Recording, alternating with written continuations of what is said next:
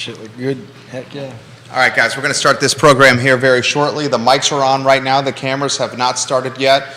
We're going to start the program in a matter of moments here. The I Love CVille show. What I'm going to try to do today is spotlight the day in the life. And I got my friend in studio right here, David Trecarici. He's an entrepreneur of serial and talented proportions. He's a father of two, soon to be three. Yes, sir. He's got a third on the way.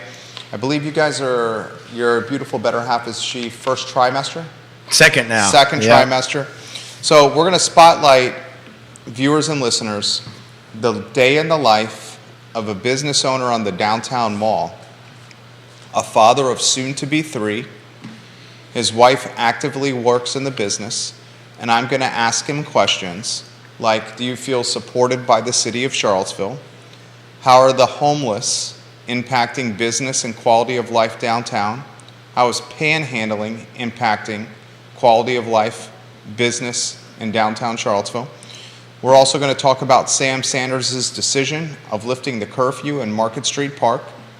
He is catching a lot of heat. I'm leading that charge on the I Love CVille show. We know that Chief Mike Kachis is hosting a press conference on Thursday where he will play the body cam footage of the police officer who allegedly had a run-in with a homeless person in downtown Charlottesville. That alleged run-in led to Sam Sanders lifting the curfew of Market Street Park. And I walked by there this morning, more tents are popping up. I mean, and I can't really fault the homeless for this. When the local government says you can camp out right next to a handful of soup kitchens that are giving you breakfast, lunch, and dinner without any repercussions or accountability, of course they're going to camp out there. They've been given the green light by the city manager, the CEO of the city. We'll unpack that on today's program. Kirsty's watching the program. Perhaps she's watching at Skooma Boutique Dispensary. The best dispensary in Charlottesville is on the downtown mall, and it's locally owned and operated by a family of 5 A-plus people. Viewers and listeners, if you have questions, put them in the feed and we will relay them live on air. The I Love CVille show is the water cooler of Charlottesville. Please give the show a like and a share anywhere you are watching. Short Pump, welcome to the program. Lynchburg, welcome to the program. Louisa County, Orange County, Fluvanna County, Greene County, Barbersville, Gordonsville, Keswick, Crozet, Old Trail, welcome to the program. City of Charlottesville, welcome to the program. Many folks watching in Albemarle County right now. Mr. DL is watching the show. Planning Commissioner Rory Stolzenberg will join us on October 5th on this program. So if you have questions for the Planning Commissioner, Rory Stolzenberg, send them my way. Ladies and gentlemen, today's show is going to be dynamic. Today's show is going to be impactful. Judah Wickower, we are in your hands, my friend. Quiet on the set.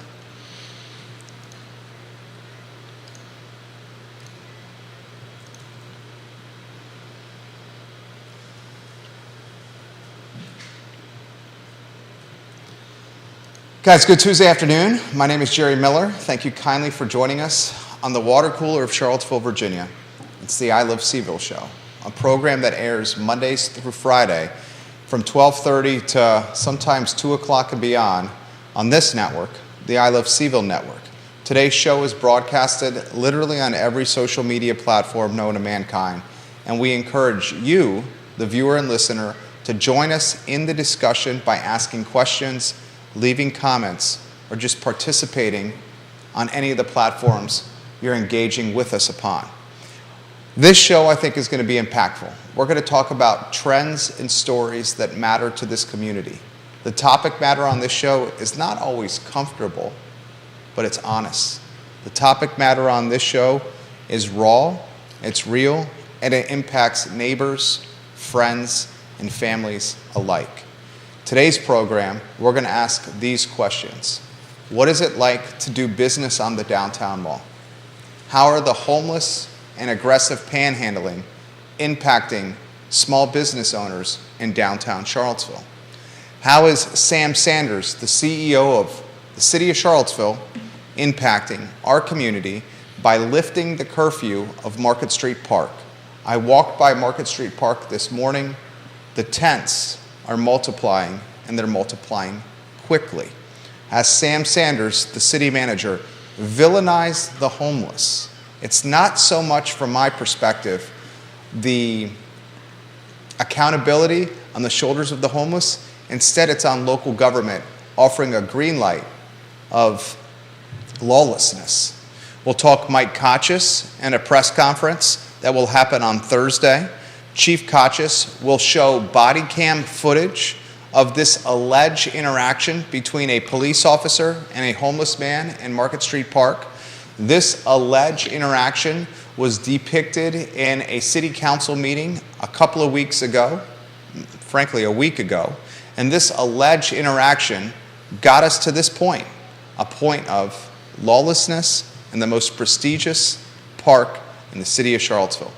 I want to thank some of the partners of the show. First, I want to give props to a locally owned business that I'm very proud to call a partner, and that's Skooma Boutique Dispensary.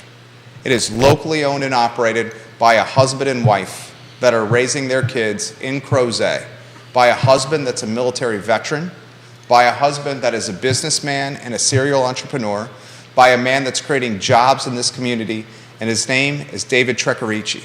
You're going to see him in about 3 minutes on this show, and I'm going to try to depict the day in the life of David Trecarici in Charlottesville, Virginia. Before we welcome David to the program, I got a couple of notes from the notebook I need to get out there. On Thursday of this week at 2:30 p.m., Chief Michael Kochis, the George Clooney of policing, it's a good-looking guy, that Mike Kochis.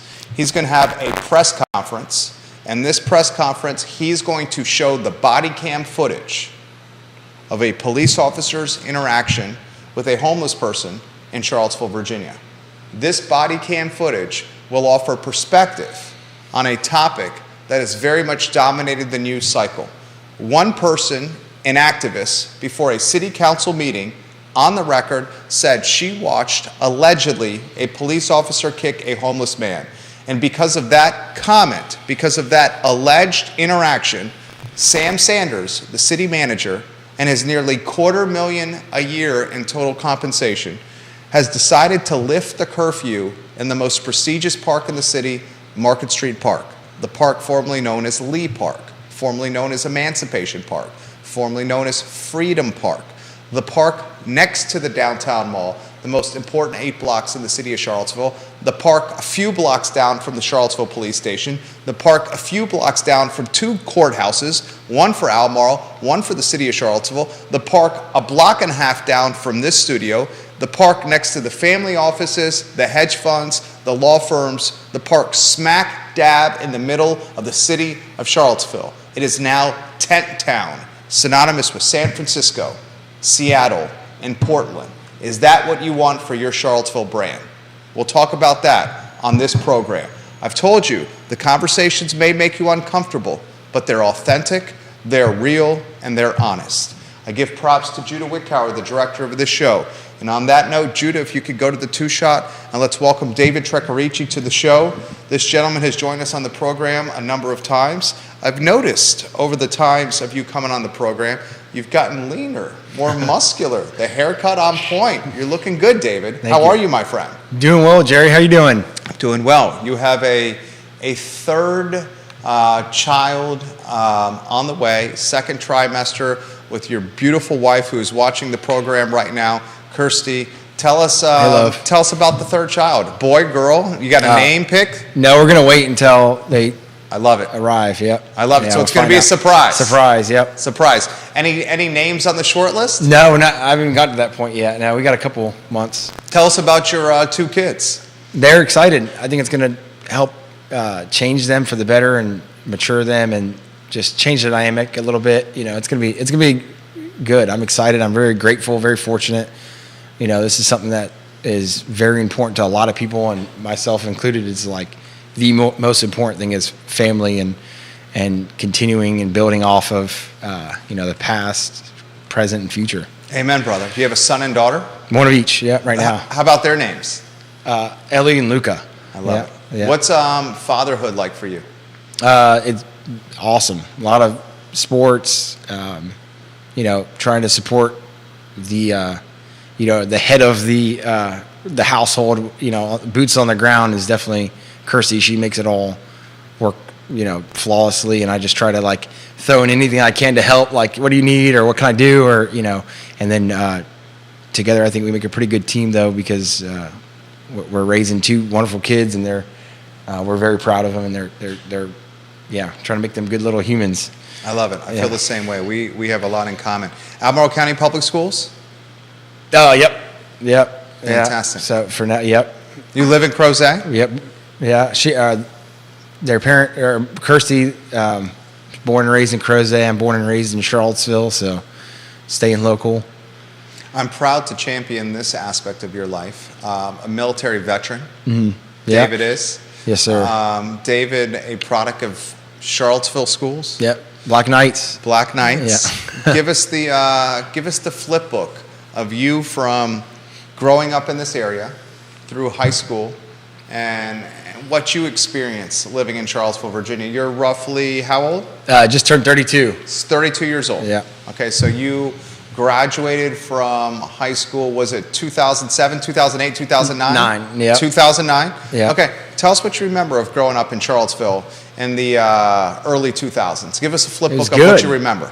I was lucky to be in Charlottesville, so like I was on Agnes Street. So if anyone knows Agnes off Ryle Road, that big windy curve coming down, anyone who's local has known it's been a destination for two holidays, both trick-or-treating, a lot of cars lining the streets, dumping kids off, going door to door, and this is Agnes and Holmes and the all the way up to like the Locust Grove neighborhood if you go up north. Christmas lights, it's a good neighborhood, good schools, right? Burley Moran, Walker, Buford, CHS, great diverse environment, positive influence, I think, by the just the dynamic culture of the city schools. We have the IRC that brings in, I don't know what the count is of how many different countries we're lucky enough to have. Is this the International Rescue Committee? Right, yep. Okay. So if your kids are in Charlottesville City Schools, you're going to be, you're lucky enough to be able to have them immersed with, dozens of other cultures. And so that was something I thought was a pretty cool experience growing up. And then it furthered that when I graduated high school and, I take a step back, where actually Kirsty and I met, a Crozet girl and a Charlottesville boy, of course. How are they going to cross paths? So it was actually at KTEC, Charlottesville Albemarle Technical Education Center. So growing up on that side of the tracks, right, like, middle class and more of a drive on hard work and perseverance and doing the right thing and matching your dreams and your capability and full potential, less so than like checking the box with college. So college wasn't really in the playbook for me. Right after the Army, right after KTEC, graduation from that, in Charlottesville High School, left for United States Army, got a little Before you went to the Army, tell me about the downtown mall. Your boy Keith Campbell giving you some props. What's up, Keith? Stephanie Wells Rhodes of the Interstate family. Interstate's a Holmes' best friend. She says, always one of our favorite for Christmas lights. Agnes Street? Yeah. Agnes Street, yeah. That's what she Lily says. Lane, Holmes. You got the TV station down the road watching you, one of the local newspapers watching you. If you want to give David some props, put them in the feed. I'll relay them live on air. Yeah. Growing up in Charlottesville, before you met let's cut to the chase, both you and I outkicked our coverage when it comes to our wives. We're lucky to have them. I say this literally every day. But before you met Kirsty through KTEC, right. Talk to us about what you remember of the downtown mall as a high schooler, say, 2006, 2007, right. 2008, 2009? Yeah, even before that. So, me and my friends growing up, Keith, one of them, Owen, Jordan, Mark, a handful of us would always ride bikes all around, right? So we'd always bike down to the mall as kids, and that was it. So you'd bike from Ryo Road? From Agnes, yeah. Do the back, yeah. It was, and we'd go down there because that was, like you said, the best 8 blocks in Charlottesville, right? So we'd go there and get to just, go to the wine shop and get their day-old bread for 25 cents and ride our bikes around and get Virgil soda or root beer. And but most of our first jobs were down there. So my first job was with Terry and her daughter Jo at the Nook before Stu bought it. And this was in, whatever year it was, 2004, I think, maybe 2005. And it was a good experience. There's nothing like that smacks a kid harder in the face about work ethic than working, 14 as a busboy in a restaurant, right? So you'd ride your bicycle from Agnes Street to the downtown mall where you worked a 14-hour shift at the Nook. No. I would, on a regular basis, actually get suspended from Charlottesville City Schools, have to be at the Harris Street Detention Suspension Center, all like down Preston, like behind, there's a funeral home down there. I think there's a really good brewery over there now maybe, but second floor, right, get suspension center, and then I'd walk from there to downtown mall where my sister Lauren would be working, and Shannon, and they would drive me home after the shift. I think they closed pretty early then. They weren't really doing late night or dinner or anything. Did you feel school was not, you got street smarts, you got business smarts out of the wazoo, man. I mean, I've seen you have success with an automobile dealership. Mm-hmm. I've seen you have success with SCUMA. I've seen you have success with real estate investing. I've seen you come to the lead of a massive homeowners association as president of the HOA. I've seen you have success in fatherhood. I've seen you have success with the downtown businesses and the owners and galvanizing them. I mean, you are the quintessential leader of people. Did you find, however, that school wasn't necessarily for you, that you were eager, like I was, to get into the money-making business world, the world of entrepreneurship? Throw that topic to you. Unpack it anywhere you want to go. Yeah. It was a challenge. School was definitely a challenge for me. I mean, I know I made it challenging for teachers and other students, and it not by intention, but just by environment and situation. So I was very quick to always look for extra, outside of school activities like K-Tech, which was a nice little break from the grind of the halls of CHS, and then also doing organizations like Civil Air Patrol I was involved with, which is a really great organization. If anyone was looking for their child to have a sense of purpose and drive, and that's maybe not related to school and then not related to like a sport. Civil Air Patrol is kind of like it's the best kept secret of the Air Force, right? It's this paramilitary, it's like a mix between JRTC and Boy Scouts. And it's called Civil Air Patrol, and it really helps you with discipline and, paving the way for either aerospace education or military service or whatever, the cadets' dream is. It was a good program for sure. And it's local or it's nationwide, but there's local branches So when you're a teenager and you're coming downtown to work at the Nook, did you feel ever threatened or not safe? No, not at all. It's changed, hasn't it? It was busy. It was busy. Well, I still don't think there's like a vial of like unsafety or I know there's a lot of going on there, but how was it different and how was it the same? I think the same is you still have that protection, right? There still seems like this invisibility cloak on Charlottesville that, whether good or bad, and I think has affected us in good and bad ways over the last, over its entire existence. But it seems to be like this level of protection on the mall. That seems to stay the same, where everyone is actually truly safe. There's just different things you witness, right? And when you're growing up, there's cool things to witness, like First Night Virginia, which I think my one thing that I'd want for the mall would to bring that back. Growing up, it was amazing. I don't know if anyone has been around when they were it was an entire festival on the mall. Every single business was a participant. Around New Year's Eve? You couldn't walk around. Yeah, it was it was. There was vendors everywhere, balloon animals, family fun, and that stopped even a little bit before COVID. And I think that and the ice rink really started shifting like what the downtown mall is, right? To this family-friendly, central meeting place for all demographics. To they start getting rid of these things that are attractions, like staple, cornerstone things like First Night Virginia and the ice skating rink. And it's like, well, you get rid of those things, what's going to fill in the blank, right? So, you know what I mean? So you've got to be ready to fill in that blank with something good and productive. And unfortunately, I think Charlottesville just hasn't, it has left business owners and entrepreneurs and community leaders to fill in those blanks with little help, guidance, or assistance from the city. I want to unpack that. I want to talk about the day in the life of a business owner in downtown Charlottesville. He owns Skooma Boutique Dispensary, a dispensary that's doing it the right way with certificates of analyses. It's clean, it's vibrant, it's well lit. He's got security. He and his wife are actively involved with the store on a daily basis. They're monitoring what's happening here. And I'm going to ask you a very pointed question. Okay. And Judah, rotate the headlines on screen with one shots if you could, please. A very pointed question for you. Do you feel the city of Charlottesville is supporting small business owners in downtown Charlottesville? No. But I don't know, maybe that's not their necessary responsibility to, but I mean, we,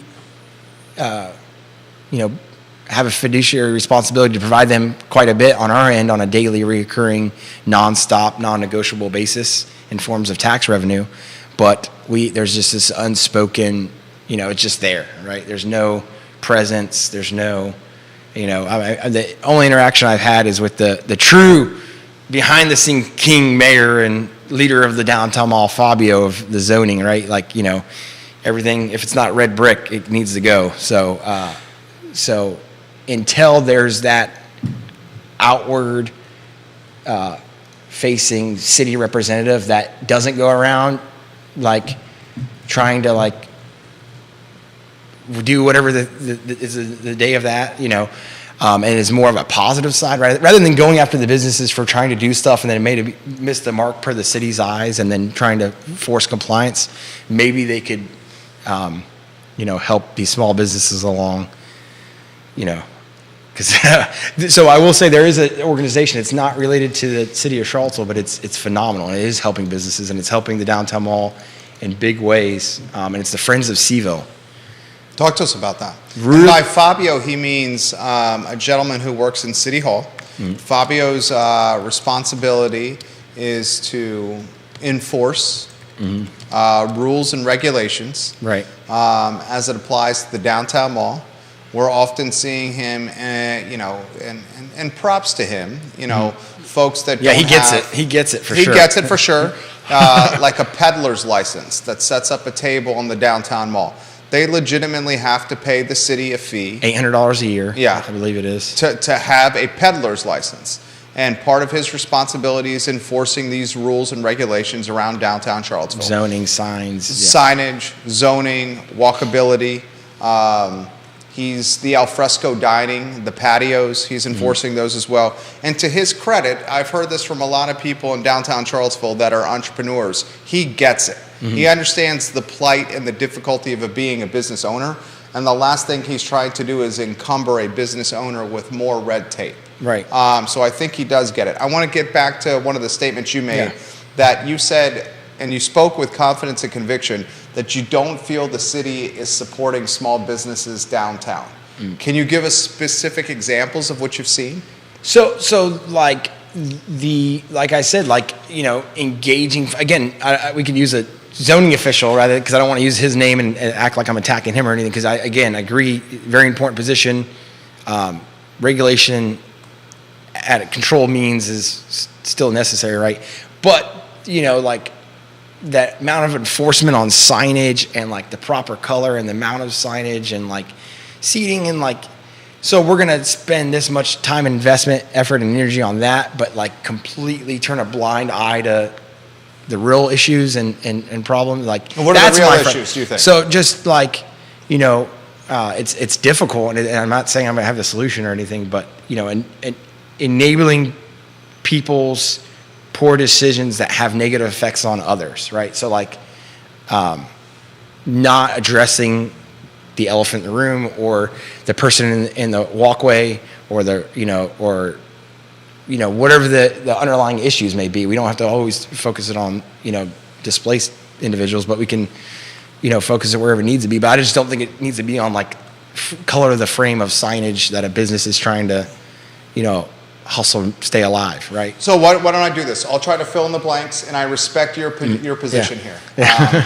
David has to play it a little more safely or in the middle than I do, because he relies his business on foot traffic and tremendous support from the community. If I was unpacking what you were saying, it seems like a lot of the focus from local government is on potential minutia, like size of signs, whether or not you can put an artificial turf with 2 nice lawn chairs outside a business to have folks sit, and then find out that that's not allowed and they remove it.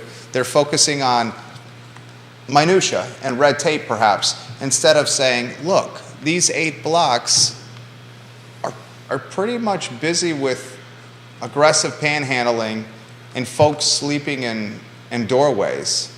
And I've been here 23 years, so not as long as you. You're 32, you said? Minus the time in Fort Hood and Iraq, but so yeah. You've been here longer than me, and my 23 years of Charlottesville, I'll be very straightforward, I've seen the mall deteriorate.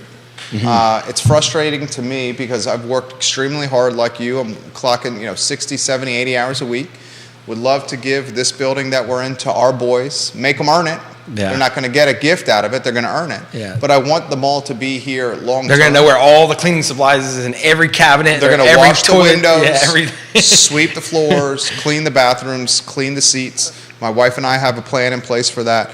But I'm concerned, David. I'm concerned that I'm seeing Market Street Park become tent town.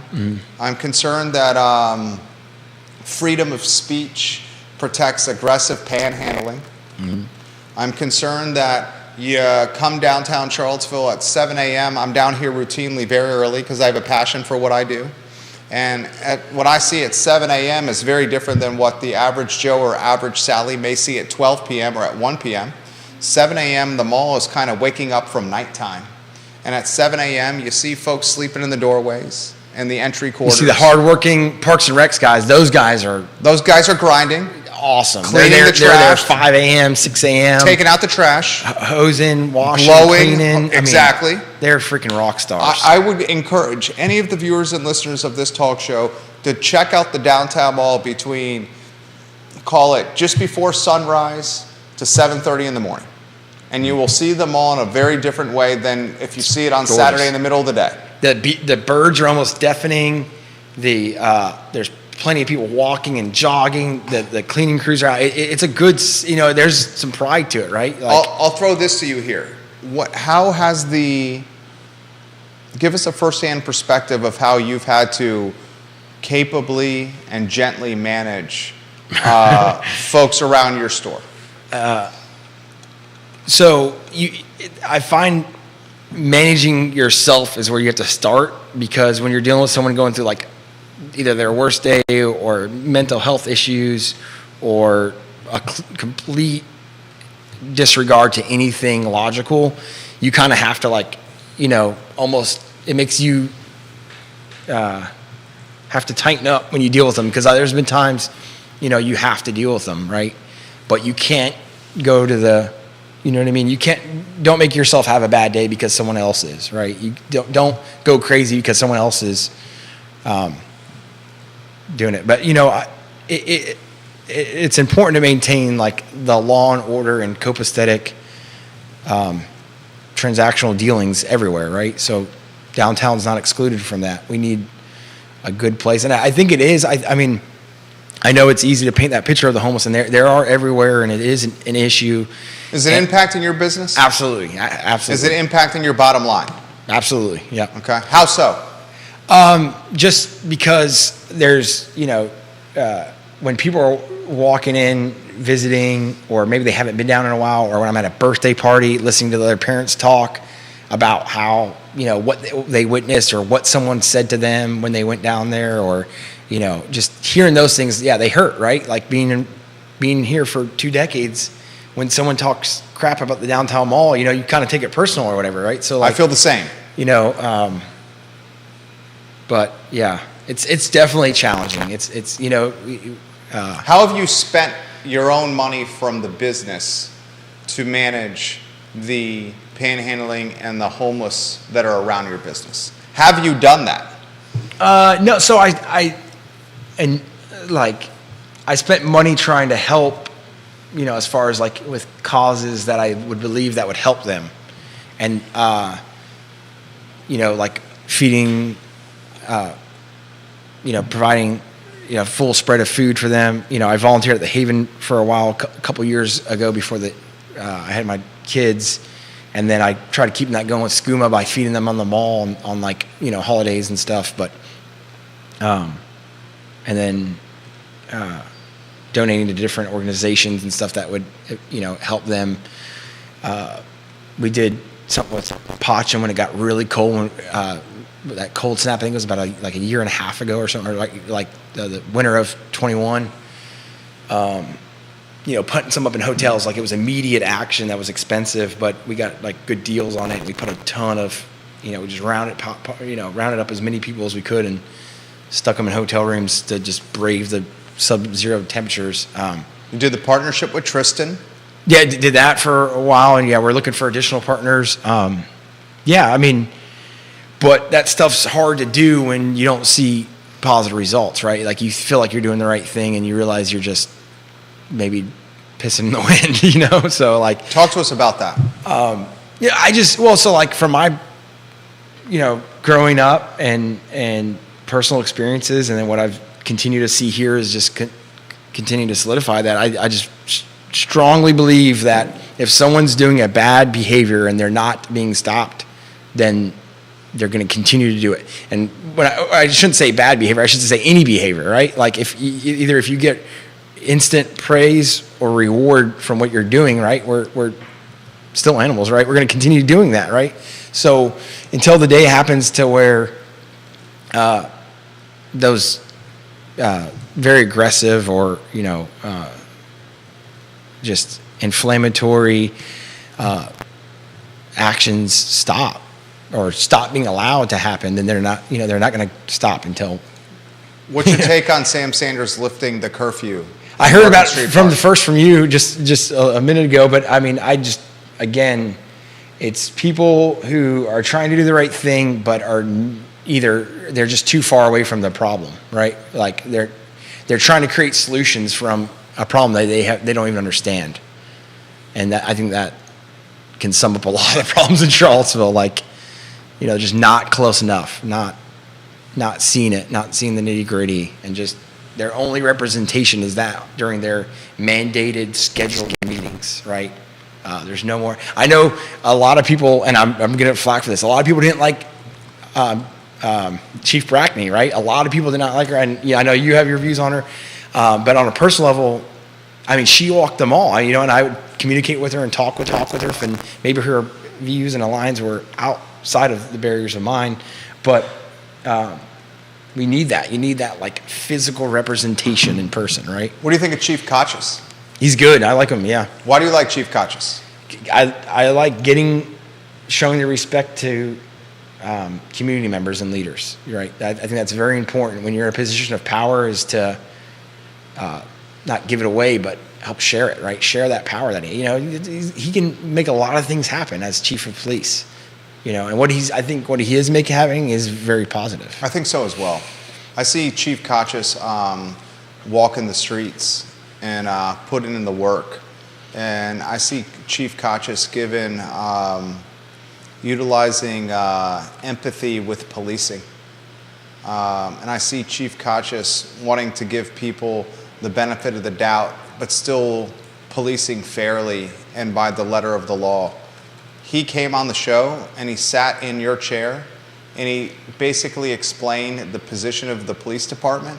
And he's like, we get the phone calls all the time about the homeless and the aggressive panhandling, but we can't do anything about it because it's a protection of freedom. That's bullshit. Freedom of speech. See, that's a bullshit response. Why do you think that? Because they've gotten better, but like the whole my hands are. I've heard a lot. I've heard it a lot from law enforcement, and it's easy. It's an easy oh look there's not gonna be any prosecution, or look city council says this, or look that to me that is just not. I don't think that's an acceptable answer. Like if you have boots on the ground and a presence, that now you're solving stuff before it becomes an issue, right? Presence patrols, right? I mean, I know that I'm making it sound a lot easier than it is. But No. You're entitled to your opinion. You can't. You know what I mean? You can't. Anytime that anyone defers or tries to like push away responsibility, I'm like, that's when I want to like hone in further. Like, okay, well then what can you do? We'll take it a step further here. There was a curfew at the park on Market Street of 11 o'clock. And the city manager, who's brand new on the job, my personal feeling is Sam Sanders has made a tremendous error here. He's lifted the curfew, basically saying a park is now a campground because there's no curfew. And he's even welcomed... They got hookups? What's that? They got hookups, 40 amp or 30 amp, 50 amp? No, I don't believe. Judah may be able to correct me on that. I don't think there's any electrical in the park. Judah's... Electrical? Yeah, electricity. Are you on a 3-shot with your mic on so folks can hear you? There are outlets in the park. There are outlets in the park. I stand corrected. And they're on the base of the lights Yeah. on the park. There you go. I stand corrected. Thank you very much, Judah. That's why I'm going for you right there. Thank you, Judah, for that. So, one man's opinion, I'll throw it to you. We manage brands and we create content for a living. It's very different than having to sell, cannabis, CBD, and Delta 8 for a living, and rely on folks to come in off the street and into a store and to sell them a product. Right. The product that I'm selling is something that can be created with 2 people and streamed on the internet, and folks want to gravitate to it, and then the partners follow. Right. So I'm not relying on foot traffic at all. Okay, so I can be a little bit more bold with my statements. I think the city manager has made a grave error, and he is brand new on the job, and he's essentially been bullied by a very small group of people, activists and socialists, who have bullied him into pulling a curfew on the park. And of course, what's going to happen is it's going to turn into a homeless encampment. And why the houseless folks gravitate to downtown Charlottesville is because there's soup kitchens and there's organizations and nonprofits and churches that provide breakfast, lunch, and dinner. So the folks are chilling around downtown Charlottesville because they're getting free meals around downtown Charlottesville. And as Judah just said, they're charging their cell phones around downtown Charlottesville with the many free electrical outlets out there. A lot of folks don't realize this. The entire downtown mall has free Wi-Fi. Wi-Fi for folks to hop on it. So here's the scenario we've created in downtown Charlottesville. We've got nonprofits, we've got churches and organizations providing free breakfast, lunch, and dinner. We got free electricity. We got free internet. And now we got a free place to stay. And we're surprised that we have a homeless or houseless problem in downtown Charlottesville that's impacting a father and a businessman of 3. We talked to Mike Rohde of Rapture. We talked to Wilson Ritchie. I mean, good Lord, what's Wilson got here? He's got the whiskey jar. He's got the Bebedero. He's got Cafe Frank. You talk to Andy McClure at Citizen Burger Bar. You talk to Courtney at Tillman's and Courtney at, help me out over here, Tonic. I'm going to use some vulgar language here. Okay? And I'm preparing the moms that usually do. Okay, I'm preparing the moms that may be streaming this in the car with their children listening. And there's a lot of moms that say our children are listening to the show, Jerry. So be mindful. So I'm giving you a heads up. You may want to lower the volume here. She said at Tonic, and she posted this on our Facebook page, that she saw one of the houseless individuals pull out, what's the language? Pull out his penis and masturbate in front of her staff. Yeah, I think so, no. Literally, that's what happened. She had another time where a homeless individual came into the restaurant with a broken bottle as a weapon and tried to attack staff. Like, that's literally happening right now. Yeah. And I'll throw this to you. You go anywhere you want to go here. My wife and her girlfriends won't come down for cocktails at night. Right. I think we got to do something. You're a Yeah. leader. I Yeah. think I'm a leader. Yeah. I think we got to do something. And unfortunately, I think how it starts is by having the conversation before a movement happens. Anywhere you want to go on anything I just talked about. Yeah, I mean, it's impossible to control other people, but if we can continue to try to control their environment, I think we're going to have a good outcome. And it won't be overnight, and the control measures won't be easy, but they're logical, and if implemented, I believe they would work, right? Like having a presence, having well-lit alleys and entrance corridors and places for egress and degress of the mall for pedestrians, enforcing no trespassing orders and keeping people off, private property. But I mean, I think like just having cameras and lights and a presence, right? That takes care of most of it, right? This is what I would believe. Amy Whalen posted on the feed, and she's looking for us for guidance. She says she's extremely concerned to come down here. And she shouldn't be. I don't think her and something or has your to be done girlfriend. now. I mean, I don't think there's. Again, I think there's like this cloak of people in Charlottesville who thinks like either the problem's worse or the situation's more dire than it truly is, because there is like this like umbrella of safety that we all get to enjoy. So I don't think it's that bad, but I understand coming from that. Or I hear what they're saying, and I hear it in passing when I'm out on the mall and you hear people that are visiting for the first time say comments, or you hear the comments that are said to them. But I really think if we just like developed an action plan, we could change so much over a season, right? And then like start 2024 with a good, welcoming. I want to do that. Yeah. That's what I want to do. Downtown mall. I want to be solutions oriented like you. So the solutions you've highlighted are, let's make sure we have better lighting, right? Mm-hmm. Let's make sure we have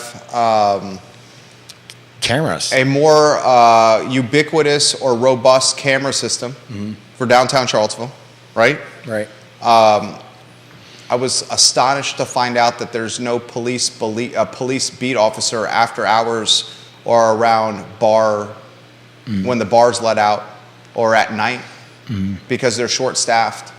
One of the reasons we've partnered with the police department on the show is to encourage the community to join the police force and to fill the vacancies. They were a third down with their police force, staffing-wise. I'm hearing from our contacts in the department that those vacancies are starting to fill. Good. But lighting, cameras, filling the vacancies in the police department, returning multiple beat officers to the downtown mall. Have to. Compensating the police officers more, finding out a way for the police officers to live in the community that they police and serve instead of having to drive 30, 40 minutes away because they can't afford to live in the city. I mean, can you imagine? I'll throw this to you. In fact, this is a great question for you because you're a military veteran. These men and women, and I say this all the time, heroes don't wear capes, they wear badges. And these men and women in the city of Charlottesville who are risking their life and their safety feel marginalized or ostracized by the community because they can't afford to live here, or even a portion of the community throws shade at them.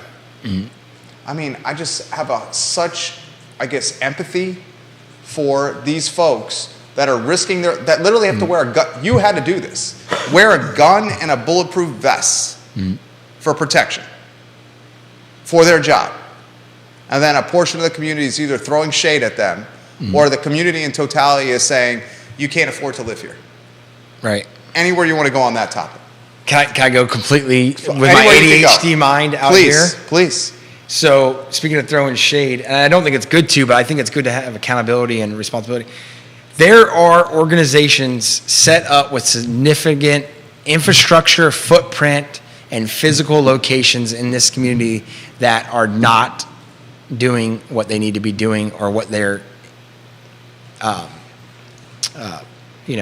provided funds to be, and I'm namely speaking about one, and if anyone, again, if anyone takes it personal, that's not my intent. My intent is no one there sucks, right? The organization itself sucks. Like, so if we're having this huge problem and there's a lot of issues, like, what is the go-to organization in the city for this? That is everywhere.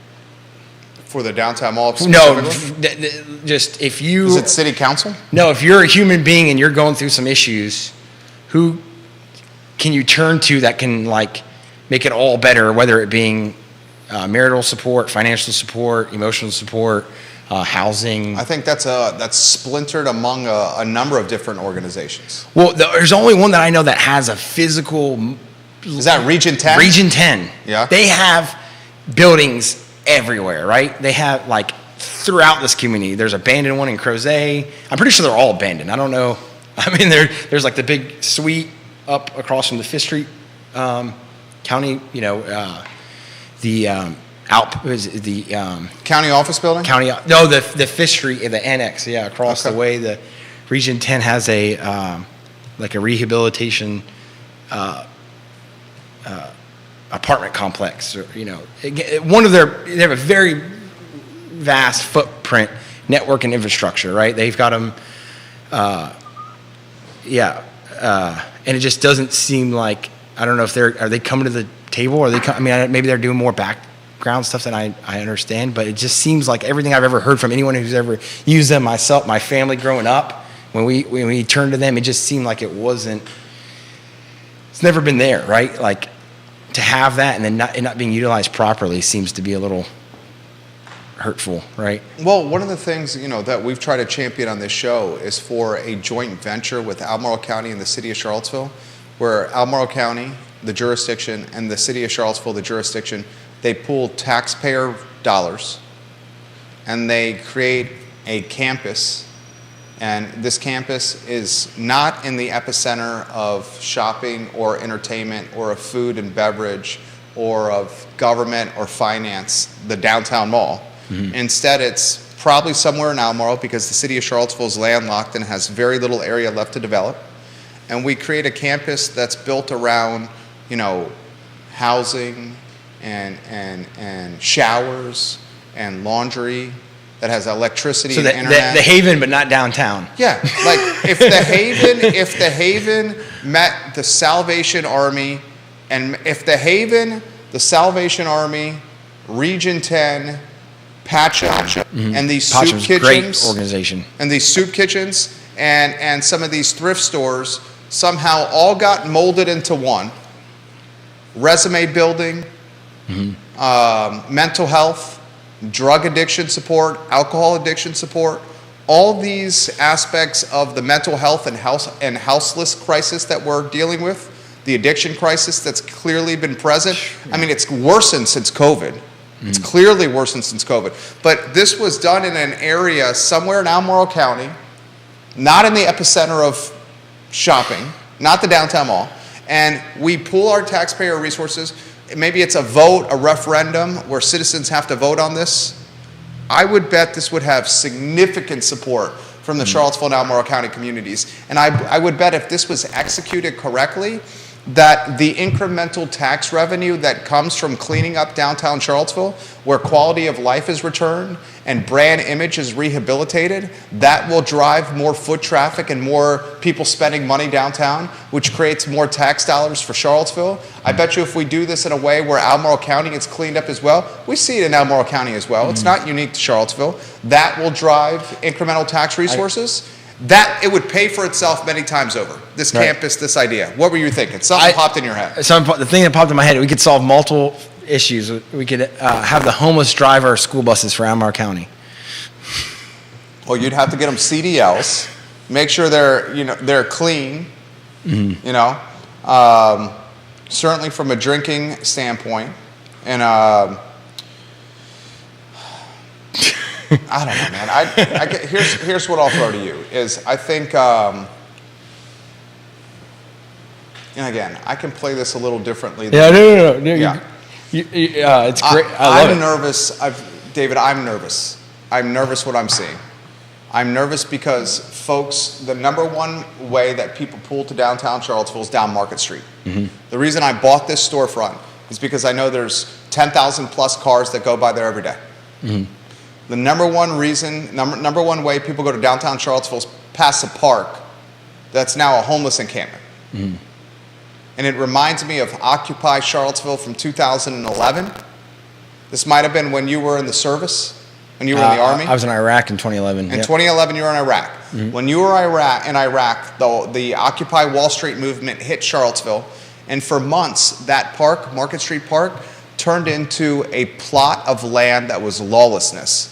There was rape, there was needle use, alcohol use, assault, sexual assault, physical assaults, and the police could do nothing. And Sam Sanders, by saying there's no curfew in this park, has basically neutered the police. The police aren't going to go anywhere near that. What can they do to police the park now? There's no curfew to leverage to police the park. Sam Sanders has neutered the police. And you're a leader, and you pay taxes, which are in part used to pay his salary and his benefits. And I pay taxes. And a lot of people don't realize this. When we pay our taxes, you should tell people what the city requires us from taxes. These taxes are paid in advance for the entire, are they not? In advance for the entire year. We're paying Business taxes. license, Yeah. What is it? Is it the B poll tax? Well, we have like on different levels, like business license. We have, We're having to project our gross revenues in the first quarter of the year and pay our taxes in Q1 based on projections for the entire year and give a lump sum to the city. Right? Well, we do a lot of like remitting sales and use, but it's a lot of money. Like Can you put it in perspective? You don't have to if you don't want to. Just our, sales and use tax, right, is over 5%, right? So every dollar, and the restaurants have it even more, right? 10 meals tax is nuts, right? It's nuts. It's literally nuts. Have you guys gone to a restaurant in Charlottesville, Virginia, and looked at the itemized receipt of your bill and seen how much of the itemized receipt of your bill at a local restaurant is going to meals tax? Johnny Ornalis, you're watching the program. I think he's told me before, and Johnny, correct me if I'm wrong. Send me a direct message, Johnny, on this. Let me see if Johnny's watching the program. He is watching. Johnny, is it 11%? He owns Guadalajara and El Mariachi. Is it 11% of the total bill going to taxes, J.O.? I just sent you a direct message. Your wife leaves this comment. You ready for this? Kirsty is a smart lady. You're a lot smarter than me. Yeah. You guys are both very smart. Kirsty says this: it's sad when the homeless can afford to live here, but the police cannot. The city enables the behavior and does not provide solutions to move the city in a positive direction. I love Seville, but we've got to do better. 1,000% agree. 1,000% agree. What a lot of people what he's not saying, can I say it for you? I will straight up say it for you. You hired security at SCUMA. Right. Both things for what we sell and the cash. And then, a lot of that, we have a lot of, we had, before I hired security, we would have weekly interactions, I would say. It was on a weekly, 50 times a year. We would have interpersonal discourse with someone going through whatever they're going through. One time a week, you had I'll characterize it as a potential fiasco with a houseless individual at school. Well, I don't even know. Mental health? Maybe drunk, mental health, drugs, mental health, houseless at SCUMA, right? Not anymore. Not one time since then. Since you paid for security. Right. Presents. I'm telling you, How much does security cost you? It's a lot of. Can I ask? Will you say? It's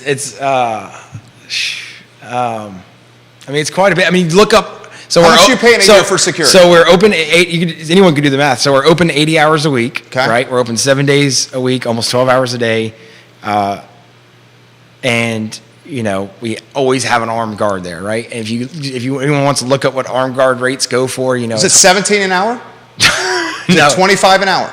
Would you trust anyone with a gun? I don't even know. Fortunately, I don't have to have that. Luckily, So no, it's significantly more. Is it 30 an hour? Higher. Keep going. 50 but an hour. But no, not that much. But times 80 hours a week. So right? 80 times $40 an hour? Go do that math if you want. 80 times 40 an hour. That's 3,200 a week. 52 weeks a year? Yeah. But to quote Tom, He's spending $166,400 of his business money on security to have an armed guard at his store so he does not have to have the houseless, mental health, drunkenness, drug addiction interactions that he was previously having with people before the security was there. I'm going to give that number again. Yeah. $166,400, David. in the words of That's a boatload of money. Did you hear that, Judah? in the words of Tony Montana, it helps me sleep at night. Totally, because it's not you that's having to deal with it. Right. And still, sometimes you had to deal with it, right? Yeah. I mean, dude, I'm championing this guy. I want you guys to understand what a small business owner on the downtown mall is going through right now. He is spending $166,400 a year for an armed guard at his store. And did it solve the problem? Yeah. But it's yeah. Dude, respect. Respect for you, man. Michael Buchensky is asking this question. Can the businesses get together and hire private security to clear out the issues? I've asked that question before. Cosa Nostra. Okay. You call it Cosa Nostra? I'll call it the Friends mafia. of Seville, the nonprofit. Yeah, that's a much better way to do it. Yeah. Can Friends of Seville, the nonprofit, pass the hat to the business owners on the downtown mall and contribute money to the downtown mall for private security to pace and foot traffic the 8 blocks? Then the follow-up question to that would be, would local police want that? And the follow-up question to that would be, how would Sam Sanders, who just approved a homeless encampment next to the downtown mall, how would he manage that? Friends of Seville, would you hire a private security system or private security guards to walk the downtown mall?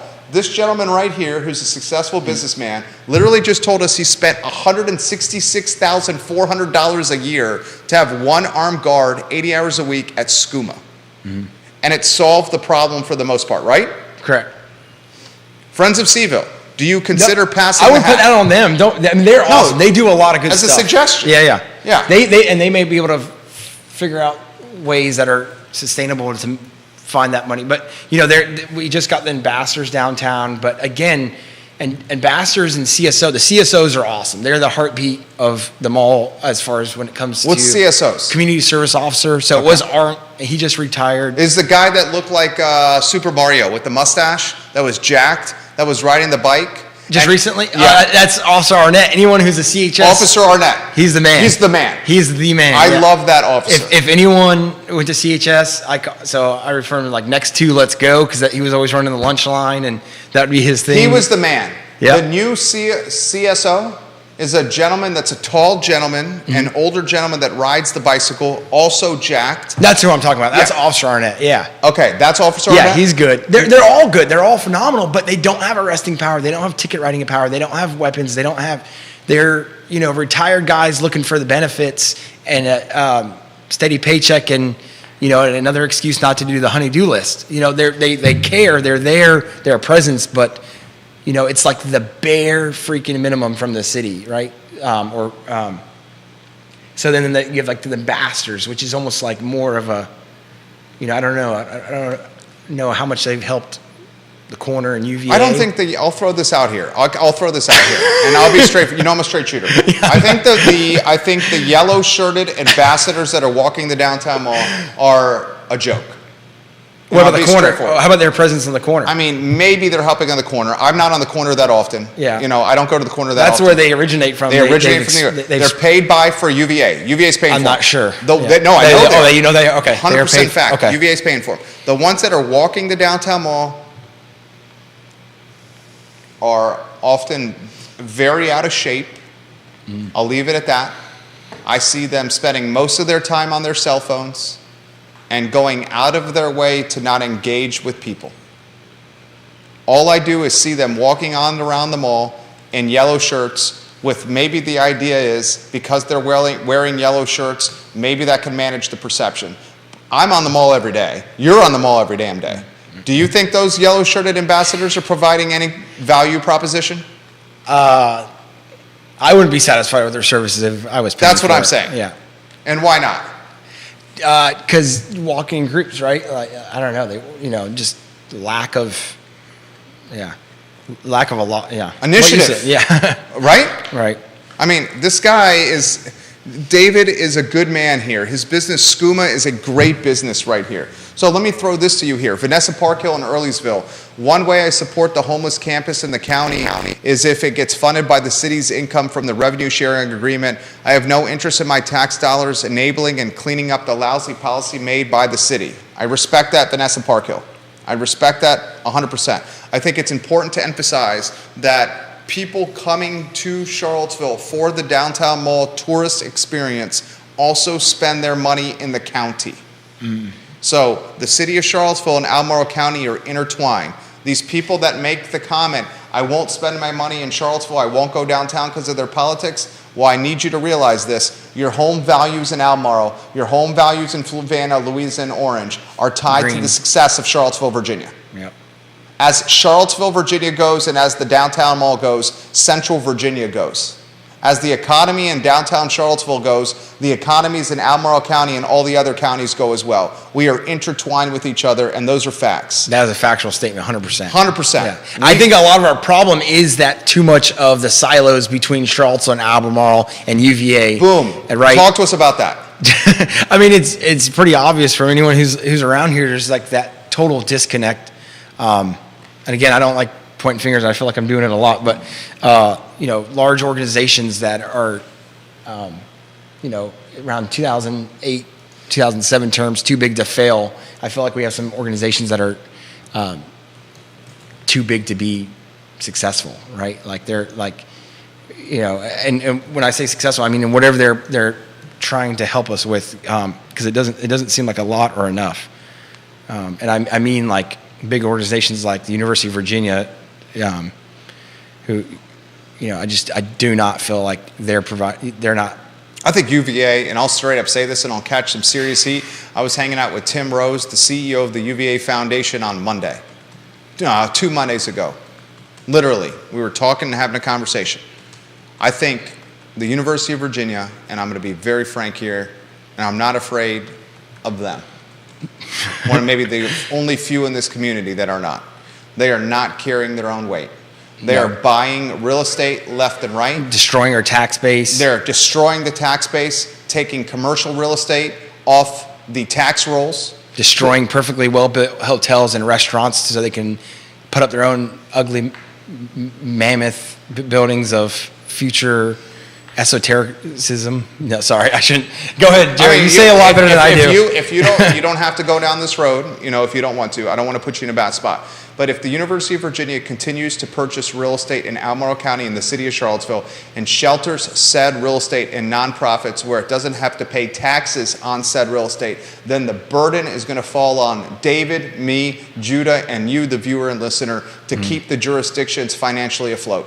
If UVA is not going to do what it's called a pilot program, a payment in lieu of taxes, where every year it kicks a sizable lump sum to Albemarle County and a sizable lump sum to the city of Charlottesville for the buildings that it owns to help keep the budgets afloat and heading in the right direction. And every year these damn governments are spending more and more money. I've never seen a government except for maybe Nelson County and what Jesse Rutherford is doing in Nelson, where they said, you know what, we're going to spend less this year than what we did last year. Albemarle doesn't do that. City of Charlottesville doesn't do that. Maybe it's the government's fault for every single year they're like, we're going to spend more and more and more. And it's certainly UVA's fault by they bought the Foods of All Nations, Ivy Square Shopping Center, Foods of All Nations on Ivy Road, for $22 million. The number one property owner in Albemarle County is the University of Virginia. The number one property owner in the city of Charlottesville is the University of Virginia. Why as a community are we not demanding that the University of Virginia pony up its pocketbook? $14 billion endowment, the University of Virginia. Doubled in the last how many years? It's getting, they know how to invest some money. Props to you, UVA. I wish they would invest some in infrastructure in their community. And now the UVA says this, University of Virginia will say this, without us there are no economies. And there's some truth to that.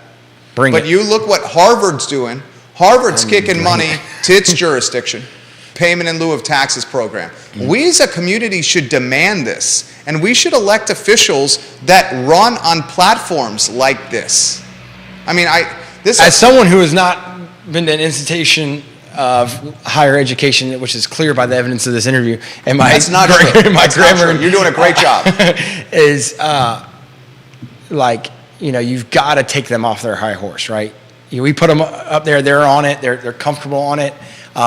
When they first got on it, they owned, there was a lot of, really atrocious things that, happened, including owning and trafficking 4,000 to 5,000 human beings.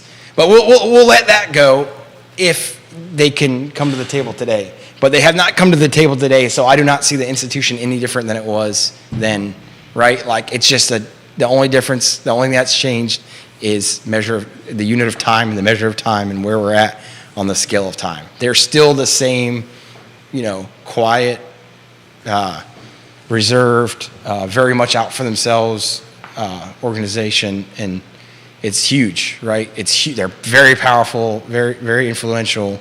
When you can just buy up a neighboring country club and then reflag it to your name and everything's hunky-dory, and it wasn't even, a drop in the bucket. That's some power, money, and influence, right? Lisa Costello highlights the Wells Fargo building that was just purchased by UVA. Kevin Higgins wants you to give a take, and everybody on this show right now is giving you some props and saying what you're bringing by being honest here and being likable and approachable on this program is a business that we want to support. J-Dubs, make sure you have the lower thirds with our names on screen here. I'm seeing a white template on there. I want to throw this to you. Multiple questions are coming in fast and furious, and we have our 1:45 call with our VIP client. You've already gone 67 minutes of kicking ass right now. Okay, whoops. We didn't get to any of that, but it's okay. We'll do that. We'll do it another time. Yeah, we'll do it another time. You're welcome back here all the time. Okay. Every time. What should be, how about 2 questions, quick takes on 2 questions. Okay. Have Hit you me. seen concealed and carry permits increase in Charlottesville? If they're concealed, I hope I don't see them increase, right? Because you're doing something wrong. Open carry is like a target. No, I think there's still a huge trauma. I'm not exactly sure why. I think it's been pushed by just outside forces. There's a huge trauma associated with firearms in this community. I've gotten a lot of flack for my security being armed, and I don't know. It's necessarily even think that that's necessarily the answer. But I mean, if that helps you feel protected, and I've always got mine on me, so I feel you on that. But I don't know. I don't know if that. I'm sure there is an increase. I hope there's an increase because I believe everyone should utilize all their freedoms to the fullest extent. And if any of those extents are hurt, then we should be talking a different story. But Will, is it Nafi? yeah, Will, my man, Giving you props. Said David always dropping wisdom. Spencer Pushard giving you some props. Carly Wagner says true Spencer statements. grew up down the street from me on Agnes. He's a fantastic electrician. Any audio visual setup you need. Spencer. Spencer Pushard. Multiple folks are saying you got the shell of the Dewberry Hotel, owned by the extorting emperor of empty lots, Johnny Dewberry, who grew up in Waynesboro and played college football at Georgia Tech. Your take on the Dewberry Hotel? Friends of Seville did an awesome thing. They wrapped it up. It's the music box on Main. It looks great. They've done some other good things at intersections, putting some just nice little string lighting up, flowers, paint jobs. We need more of that grassroots, boots on the ground initiative to make our community better. Less of that big esoteric, John Dewberry's and endowment funds and universities and Region 10s that all on a collective level don't do shit for our community. We need more Friends of Seville's and the Lewid Kuttner who, doesn't mind being out there talking with anyone he needs to talk to make the situation a little bit better. And that's what all I'm trying to do is just improve, right? Same thing. If you get 1% better every day, my math's not very good. Judah might have to check me on this. But at the end of the year, you're 37 times better than you were when you started. So let's get 1% better every single day. That's all it takes. All we want to do at this business is take one step forward every day. Literally, Judah and I have that talk every day. We got 4 minutes left. What do you make about this comment from Carol Thorpe, who's in the Jack Jewett district of Albemarle County? She says, I want to tag on to Vanessa's point. When we who live in Albemarle County choose to spend our money in the county rather than the city, more of our tax dollars go to the schools, police, and infrastructure in the county. There's nothing wrong with that. She says, for the last 15 years, I have purposely spent as little in the city as possible. You have a chance to try to convince her otherwise. What would you say? So community, we're all a community, right? I'm born and raised in Charlottesville, but moved out to Crozet for family ties and because I'm lucky enough to and fortunate enough to have done that. But like, it's still the same community. Jerry was right on the money. Like Central Virginia is Central Virginia as a whole. So if, we've got to be in this together. I know a lot of people who say that they don't go to Charlottesville because of the homeless or they don't go because of this or that or all the shootings. But, these are very small issues blowing up on a bigger scale that you are not seeing with your own eyes. So I invite you to come downtown, spend your money. Don't feel like you have to be like that. You not spending money in Charlottesville is somehow helping somewhere. If you prefer to spend money online, we have delivery, we have shipping. A lot of the retailers on the downtown mall will get their products to you. They understand it's a little bit more challenging. There's parking, please still support us. There's a lot of us down there. I mean, Jerry, you probably have the take on how many restaurants are down there. I mean, little boutique shops. Walk up and down the downtown mall. There's no chains. Your chains online, they're good and all. But downtown mall is the #1 shopping, dining, and entertainment district in a 300,000 person market we call Central Virginia. Number 2 is Barracks Road Shopping Center. Downtown mall versus Barracks Road Shopping Center, locally owned merchants versus other merchants, it's not even comparable, and many of Barracks Road's merchants are chains that are not investing in this community. My man over here, David, his beautiful wife, and his soon-to-be 3 kids live in the community. I'm proud to say that Skooma is also a premier porch picker for the Front Porch. We're supporting their concert series, so check it. Another great reason to go downtown. The Front Porch, please look it up. It's a community music initiative that has done wonders from bringing instruments to the kids to the music, dancing. I mean, I think it's a cultural epicenter of nonprofit veterans in our communities. The Front Porch. Johnny Ornalis confirms he's watching the program. The owner of Guadalajara and El Mariachi. 11% of a total bill for a restaurant in Charlottesville. And what are the daily sales at every restaurant in Charlottesville? 11% of the bill goes to taxes. Yeah. At every restaurant in Charlottesville. 11%, ladies and gentlemen, goes to taxes. My friend, 25 seconds for you. Closing thoughts anywhere you want to go. Skooma Boutique Dispensary on the Charlottesville Downtown Mall. Support a man like this and his family who's clearly committed to this community. Anywhere you want to go, David. I got 20 seconds here. Skooma was just recently inspected thoroughly by VDAX, Virginia Department of Agriculture and Consumer Services. We are deemed fully compliant and within their regulation, and so everything's hunky-dory with them. And he got a surprise audit, and he passed with flying colors. At Skooma. Pretty exciting. It was intense. There's a story behind it, but my team and managers freaking handled it flawlessly. We were totally in compliance. We knew it the whole time. We were just waiting on that inspection. It showed up randomly one day, and we were happy that it went the way it did. And so, come see us. VDAX, the same agency that regulates your gas pump or the poultry farm over the mountain said we're good to go. So come see us, please. No synthetics. Your wife said, "Great job, honey. She loves you." This is your best interview on the show. We talked about real stuff. Thank you, Beru. We talked about real stuff. Mm-hmm.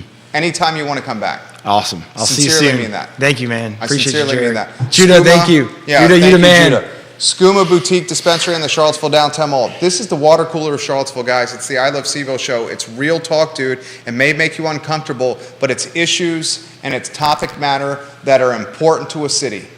It's the I Love CVille show. Thank you kindly for joining us. So long, everybody. He's going to tell us when the mics and cameras are off. They will be off here in about 10 seconds. I'm going to come over here and give you some props. Yeah.